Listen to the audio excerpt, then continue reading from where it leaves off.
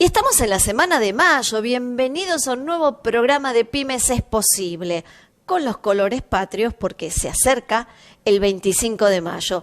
Y como dice nuestro productor Jorge Coco, me salió la maestra de adentro y sí, vamos a hacer un programa muy dedicado a nuestra fecha patria.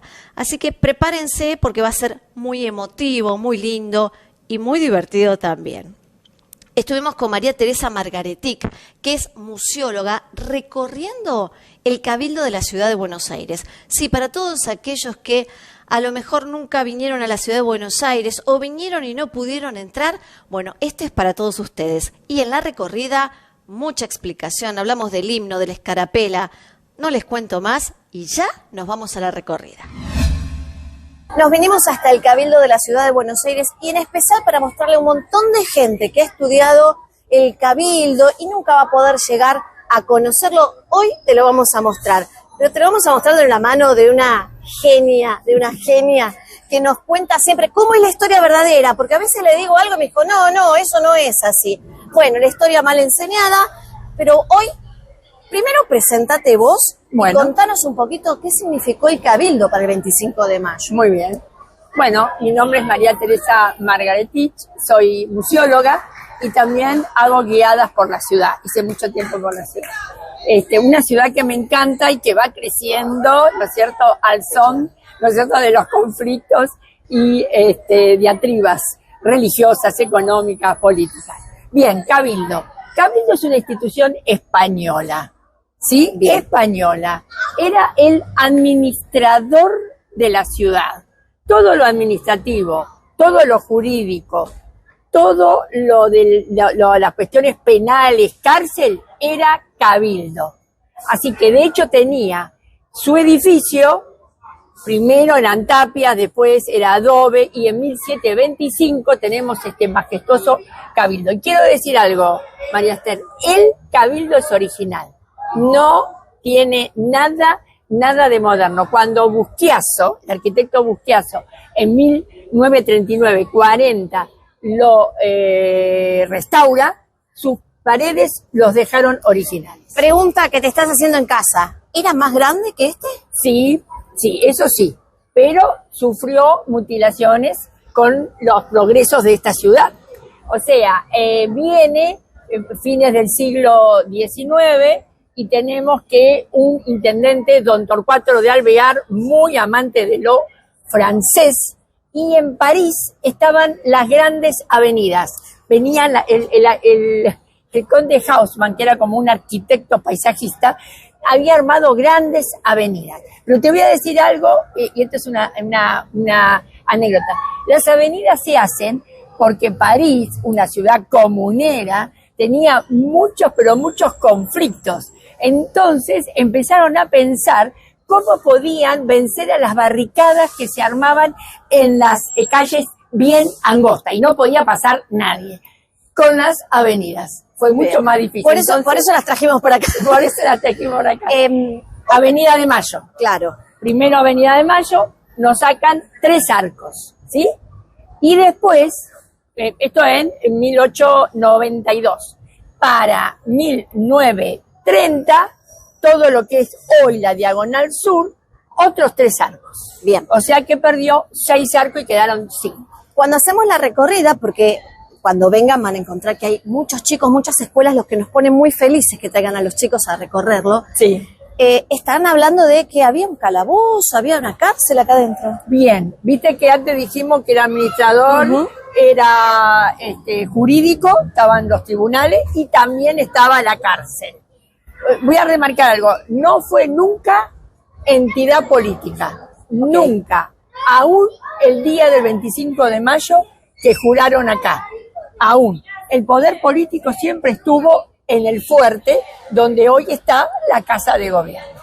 Ahí, entonces, cárcel, donde estamos paradas, sí, donde ustedes ven ese patio hermoso, bueno, todo esto era cárcel. No había aljibes, había uno solo y daba para lo que hoy es Hipólito Yrigoyen, muy elemental.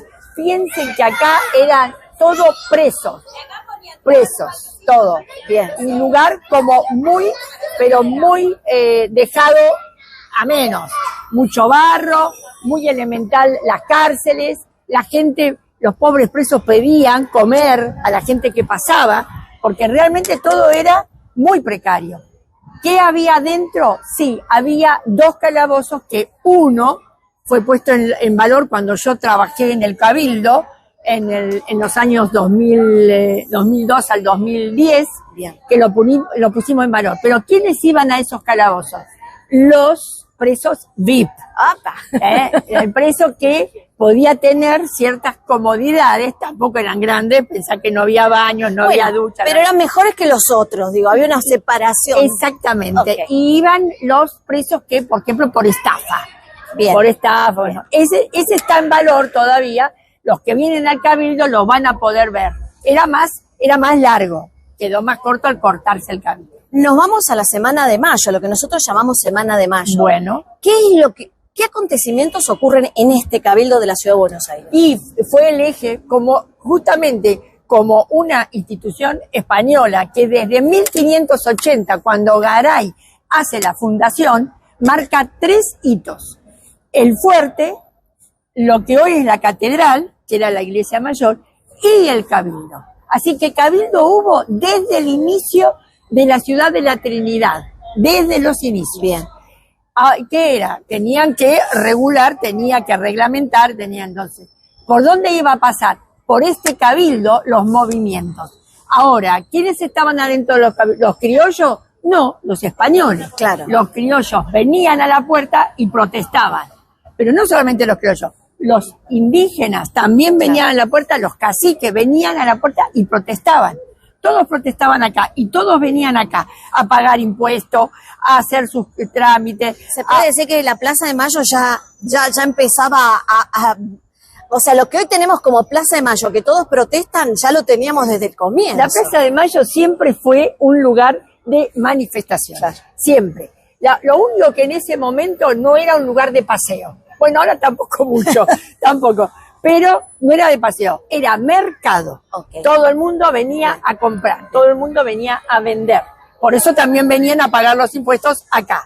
Entonces, ¿dónde fue que empezó a decirse desde el 14 de mayo que viene una fragata, la fragata París, y que va a recalar en Montevideo y dice, cayó el rey? ¿Cómo que cayó el rey? Claro, Napoleón fue invadiendo cada vez más a España y para el 10 prácticamente sacó a Carlos IV padre y a Fernando VII hijo. Bien. Y acá se preguntaron, ¿y cómo nos gobernamos? Igual hay que remarcar que desde las invasiones inglesas, ya, digamos, el virreinato venía cuestionando el poder español. Claro, no fue de golpe. No. Desde 1806 que hubo como 3 consecuencias. Surgimiento de los ejércitos, bien, acá, que no había. Crisis del sistema español, ¿sí? Y un gran problema para España para reimplementar el sistema económico del monopolio, sobre todo con la llegada de los ingleses. Claro.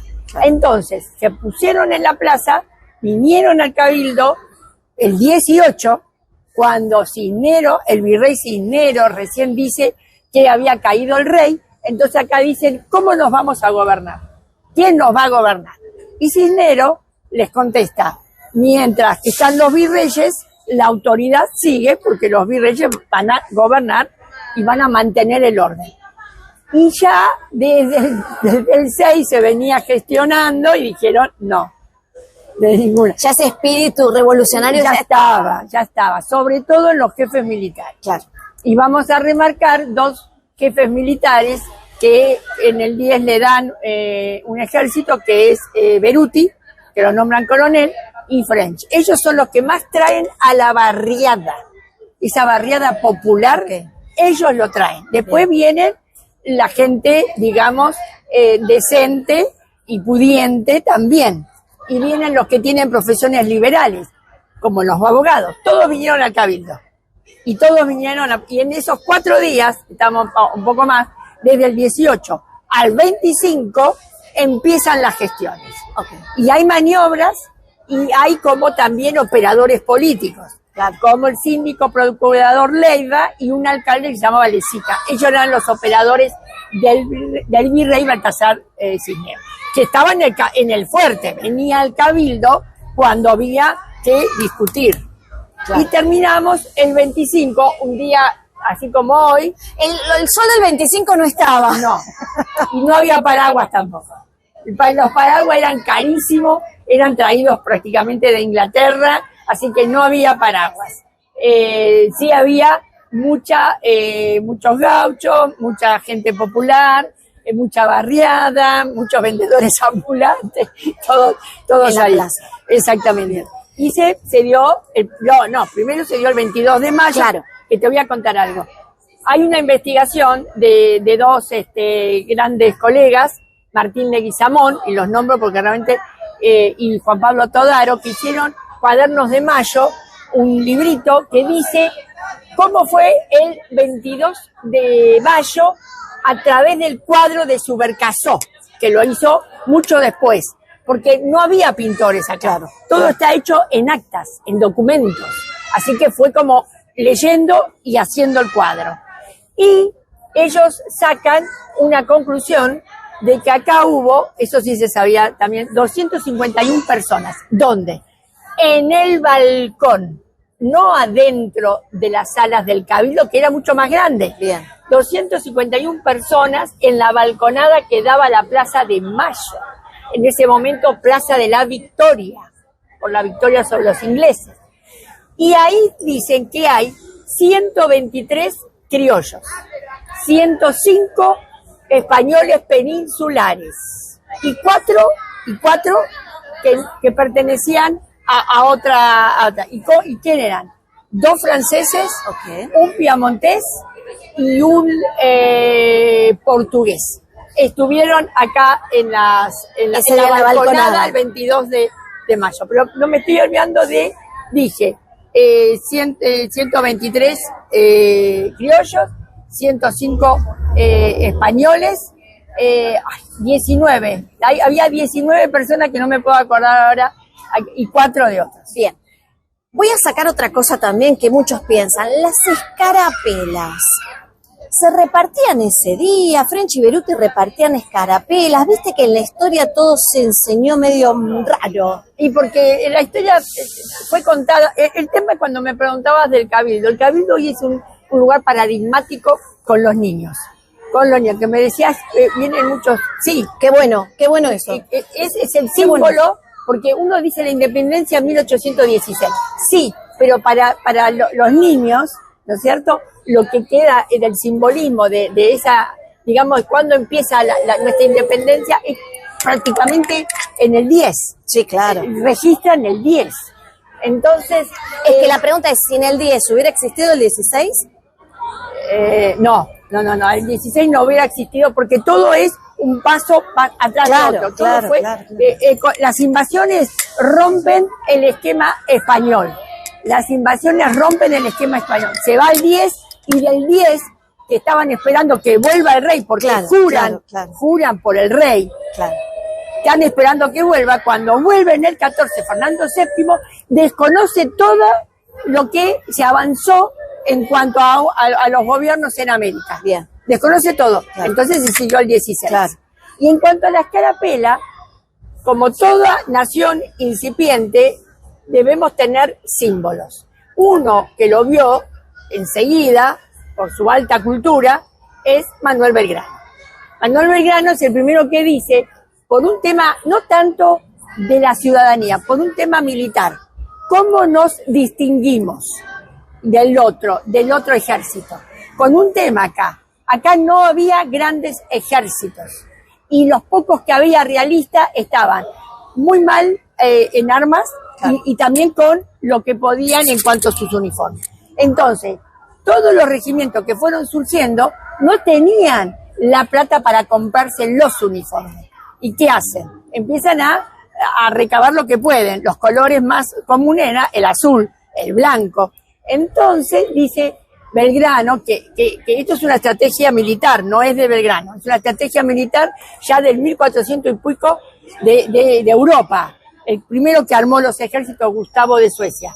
Dice, ¿cómo nos identificamos? Bueno, un lazo.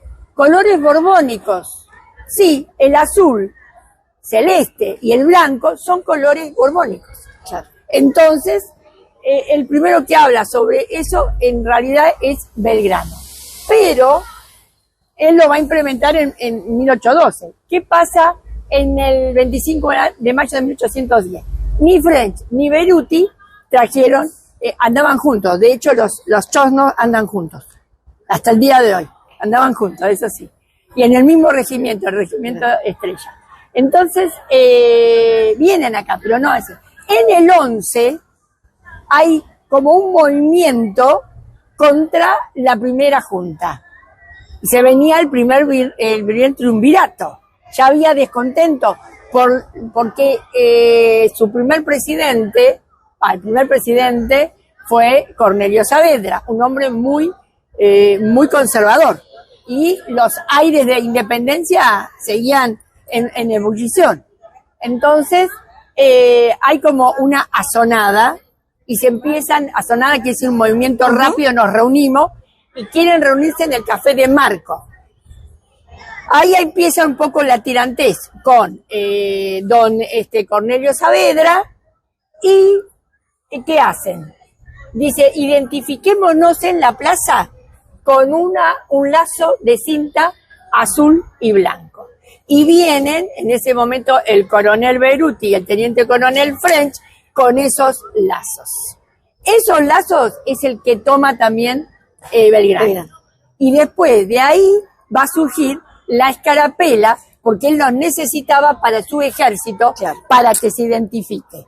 Bueno, el formato fue circular. Bien. Bueno, pero enseguida dice, quiero la bandera bien, que se enarbola al frente de los ejércitos.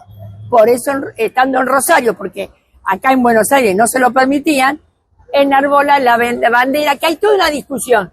Que la primera bandera... ¿Eso lo vemos el Día de la Bandera? Bueno, seguimos el Día de la Bandera. Bueno, así que estas anécdotas del Rincón de Buenos Aires me encantan, sí, claro, y muchas gracias por invitarme. Bueno, vas a ser asidua concurrente a nuestro programa. Gracias, seguimos con más Pymes es Posible.